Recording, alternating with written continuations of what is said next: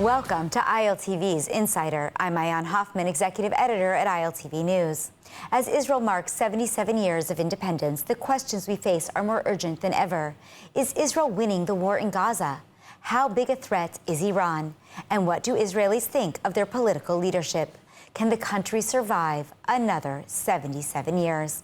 Joining me today are two leading voices, Olga Deutsch, vice president of NGO Monitor, and Israeli journalist Ben-Dror Yemini.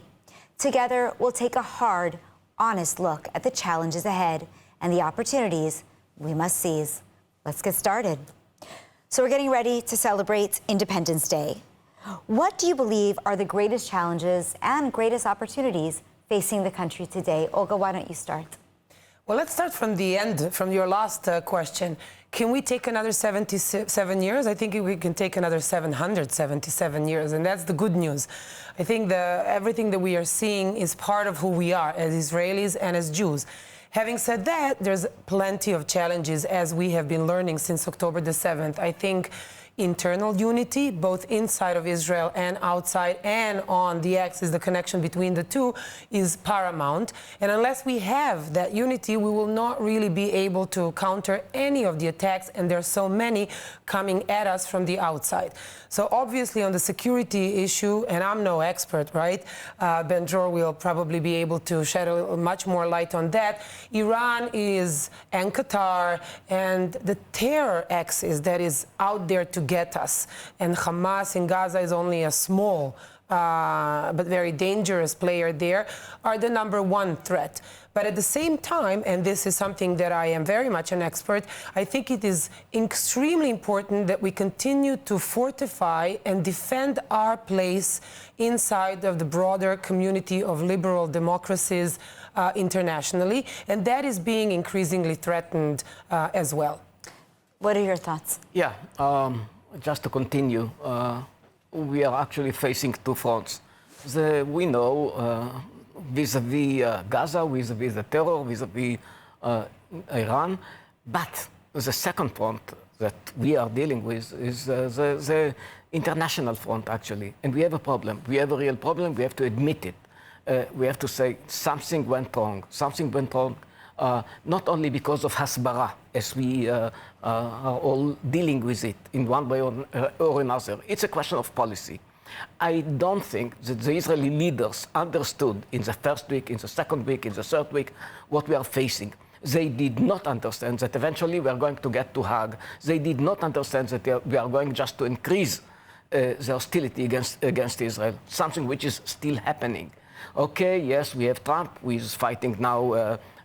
Although all the signs were on the wall, right? Yeah. That we are going there. Yeah. But we still have a problem. We still have a real problem. I mean, I'm speaking now. Tomorrow, I'm beginning a new speaking tour in the United States. It will be my third or fourth speaking tour in the United. What I'm doing and what many people are doing, like Olga herself, I know what she's doing with NGO Monitor. It's a drop in the sea. We need something which is coming from the government. We need a policy that we maybe need a spokesperson. No, speaking, yeah, no, I mean... I'm just saying we don't have one. I think, and I wrote it, it's not that I'm saying it now.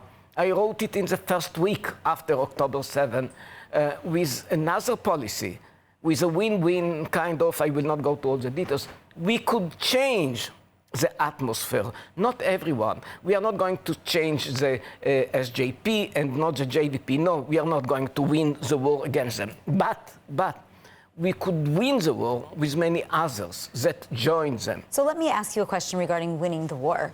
Are we even winning the war in Gaza? You know what? It's very interesting because it's interconnected, actually, when you speak about it. I mean, people do not understand that the international front is highly important for the military front. People do not understand it. Are we winning? No, we are not winning. We are not winning. I mean, yes, okay, Hamas is much weaker. Hezbollah, of course, is much weaker. But we are not winning. It's not easy to win. What we need is another kind of victory. For example, Hamas actually attacked Israel. One of the reasons, and it was even declared by Iran, by Hezbollah, by others, that one of the reasons was a way to thwart the mega deal with the United States that was supposed to include Israel with the normalization. I mean, why we did not go to that direction in order to defeat Hamas? I mean, speaking about victory, it's not only what is going on the ground. Do you agree? It's much bigger. So let's it's much bigger. Do you agree with him? I think that there are two types of existential threats, and I've been saying this since October the 7th, and at the risk of sounding ridiculous to many, the military threat is not an existential one. What am I trying to say? It is a horrible one.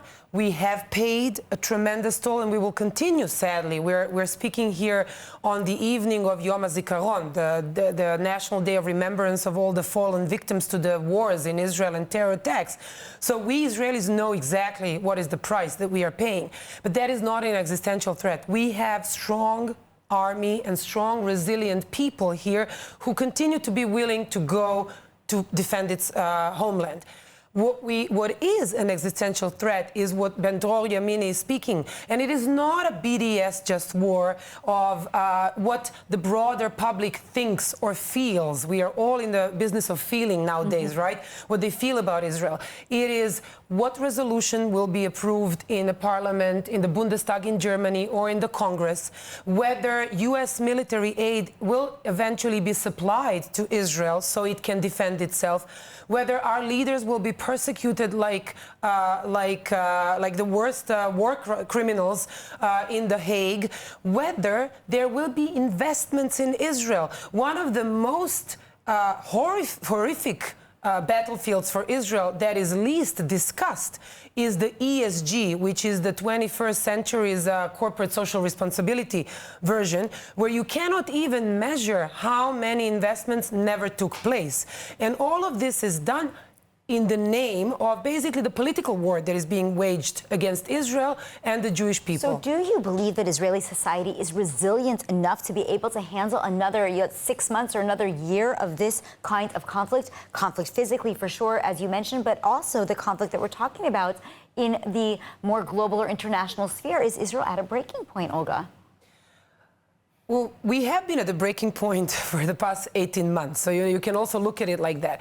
I don't think we will break. There's also a theory that, says if we are attacked from the outside, then we actually regroup from the inside. So in a way, October the 7th has brought us stronger together. And I think despite all the divisions, we are seeing that the Israelis are sticking together, and even the diaspora Jewry is coming much closer to Israel than was in many cases the case before October the 7th. But to me, the broader question is, are there going to be leadership that will know to take all this tremendous energy and desire, and even inside of Israel, reawakening of Zionism, of the connection to the land, of the connection to our story, and take it to the next stage and to the next level and turn it into something constructive? Well, I'm going to go back to you on this because I think it's interesting. You said that we're so much more unified, but I feel like every day we're still seeing so much disunity in the country. Ben-Dror, what are your thoughts? Did the war actually truly bring us together? It's very interesting because, yes, in the first stage, yes. But later on, we have to admit that we have a problem of leadership. Yes, we do have a problem. And yes, the people are united. Yes, what we hear in the social media is so many arguments against this and against that. This is not the point. The point is that they represent something like between 10 to 20%. 80% of the Israelis agree about 80% of the materials. But when the Israeli government, when this coalition is, for example, against equal drafting for every young person, meaning the Haredi draft bill. They create a problem. So we have a problem with leadership. So let's talk about Netanyahu for a minute. I want to stick with this. Yeah. Netanyahu I think he's been the leader for most of the last 16 years in this country. Current state, we're going into our 77th year. Yeah. Should he be proud or should he be embarrassed about the work that he's done? You know, I have this kind of tendency not to speak about Netanyahu when I'm speaking to foreign audience. I mean, I have my opinions. I publish them something like 3 times a week, and I'm not a big fan of Netanyahu. Here, I'm saying it. You said it on the record. But no, it's okay. You can broadcast it. I don't have a problem. Thank you. The point is that, no, I don't speak against my government when I'm outside. What I'm telling students, and I'm giving a lot of lectures in campuses, when they criticize the Israeli government, I tell them, look, you have to distinguish between defending Israel and defending the coalition. I'm not defending the coalition. I'm defending Israel. I'm telling you that we have a real problem. I mean, the real problem, speaking from outside, is not the Israeli government. The main problem is that we have a terror organization and so many students around you who are not here in this audience. And they are supporting what? A terror organization that is publicly saying we have to exterminate all the Jews and all the infidels. Listen to it. Listen to what they say. And the very fact that your professors are not telling you the realities and what the Hamas is and what the jihad is, this is part of the problem. So let's speak about it, and I give them the facts. And when they tell you genocide, they lie to you. They just lie to you. Here are the numbers, and I do have the numbers in order to show them. The real fact. So let's go back to the political reset. That's what I'm doing. And Zionism is not colonialism, and so on and so on. Why Zionism is not colonialism? I have to explain them. I have a special lecture only about that. They do not know many That's for things. sure true. And in fact, no, and they have to bear in mind. We all have to bear in mind. Israel never, but never, initiated a war against its neighbor. Never. 100% true. We are defending ourselves. That's 100% true. Now, I do want to go back to you because, you're talking about the need, though, for a political reset immediately following the war. And I'm asking you, Olga, some are also saying that we are just isolated. You've got this political reset that needs to happen internally, but as Ben-Dror just described, there's a reset that needs to happen externally, given the education that kids on the college campuses, that in the mainstream media, what is being reported about Israel. And some people say that we're more isolated than ever diplomatically. There are others who say we have the strongest global allies ever, and that is just a silenced majority. Which is true? Well, Ben-Dror and I had this conversation just before we went into the studio that today's reality, everyone wants me and Ben-Dror, even here, to narrow down whatever it is that I have to say into a soundbite that can be tweeted. Yes, and we're going to run out of time if you can't do that, not only can that question not be answered in a yes or no answer, but I continue to refuse to do that. I think the reality out there is so much more complex. Even Israel, and we are all self-centric, right? We like to talk about ourselves, we like to talk about our own worries, and, we worry our own realities the most. But we are part of a broader global picture. And I think it's important to look at the geopolitical situation, and there are tectonic movements as we speak in the last couple of decades taking place. Ben-Dror mentioned the Abraham Accords. So even inside of the Middle East, there is a shift in the power in the alliances, and you have more and more Arab nations showing willingness to be in alliances with Israel. But even on the international stage, inside of Europe has never had this many conservative/right-wing governments since after the Second World War. Now, Brussels, the capital of the European Union, can fight that or try to fight that all at once. The reality on the ground is that there is more and more people demanding firm leadership. We can like how they do that or not, apropos Trump in D.C., but it is a fact on the ground that we too here, and that is to your question, will have to see clearer policies and clearer directions. Where do we want Israel to go? Who are the ones that we forge alliances with? Who are the ones that we fight? And I think the challenge is both on the far right and on the far left. The difference is that when there's anti-Israel or anti-Zionist or anti-Jewish attacks coming from the far right, everyone knows to properly identify it and sanction it. They know how to call it by its name.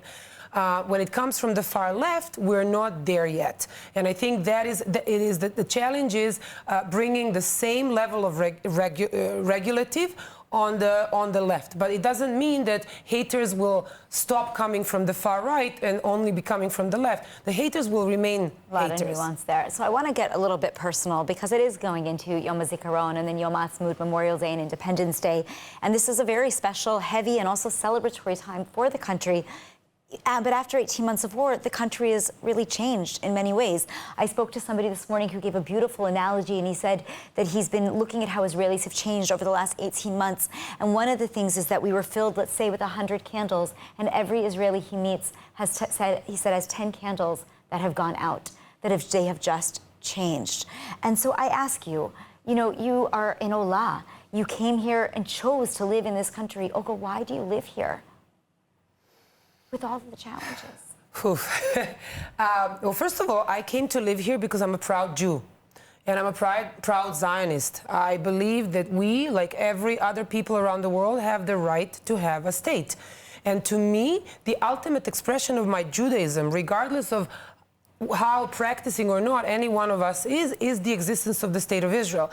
And even the practicing Jews turn to Jerusalem 3 times a day. And our entire calendar of holidays evolves around this land. So me being Jewish is not to be separated in any way from me being Zionist. So that is number one. Number two, I come from a tiny Jewish community in Serbia, in Europe. And only someone coming from a tiny Jewish community knows what a challenge it is to keep yourself Jewish in a tiny Jewish community, let alone to maintain your children as Jews. So I wanted my kids to not really have that dilemma. I solved that problem for them, and I take full ownership and responsibility for that. So, Olga, I'm going to turn to Ben-Dror because Sure. I want to know we're going to start to run out of time, and I want to actually ask you, what are the things that you love about Israel? What do I love? I love my family, I love my community, I love the atmosphere. We lived as a family. We lived in France and we live in the United States. My wife, let me tell you, she's half American, half French. Okay, so, and we had a sabbatical year in the United States, and my wife is professor in France. So each year's few months, the kids, the family spent in France. We want to live here. We want to live here, even if, not like many others, we have the option. We have the option because the family. Yeah. So we have the option, and we prefer to live here. And people do not understand it. I mean, you have to live there, and so many Israelis, oh, I wish I could live. Not because they are anti-Zionist, just because they think that maybe gold is growing in the streets. No, it's not the case. With all the problems, and we have problems, and I cannot deny that we have problems. This is the best place. This is really the best place. It's very interesting because I just today published an article about a friend of my daughter. And she said that she's making aliyah to Israel. Why you are making aliyah? You don't even have a job, you don't have anything. And then she told me something very simple. I mean, it's not the prices, it's not the political situation, it's the atmosphere. I mean, when I'm in Paris, oh, what a great city. And when I'm Paris and when I'm Tel Aviv, in Tel Aviv, I feel at home. Amazing. And, I mean, and she is not Israeli, and she was not born here. She feels at home. Beautiful. And this is it. So, Ben-Dror, you mentioned how you go around and you give lectures to college students all around the world. Now give a message to the young Israelis living here. What is the message that they need to hear about what their future is going to look like? I'll tell you, we have to zoom out. We have to zoom out in order to see there's so many advantages that living in Israel and why Israel is the right place and why Israel is right. I mean, and you mentioned my lectures. I never say that Israel is a perfect place. I never say that all what we did in the war is perfect. No, we have mistakes. We have mistakes, like many other armies in the last 20 years, but much less. And I can prove it with numbers, with So what's the facts. message? The message is, Israel is much better place than what you think. Israel is not an apartheid state. When the chairman of the National Bank of Israel is a Muslim and the rector of Haifa University is not Jewish, it's not an apartheid state. It's the best place. I mean, speak about DI and that kind of stuff, we What's here in actually Israel. realize it. Amazing. Now, Olga, I want to turn to you as the final statement. You said that Israel can survive not only another 77 years, but another 770 years. So tell me, what is the one thing that must change, the one challenge that must be met for that to be the reality? Let's end with that. I'm usually left speechless.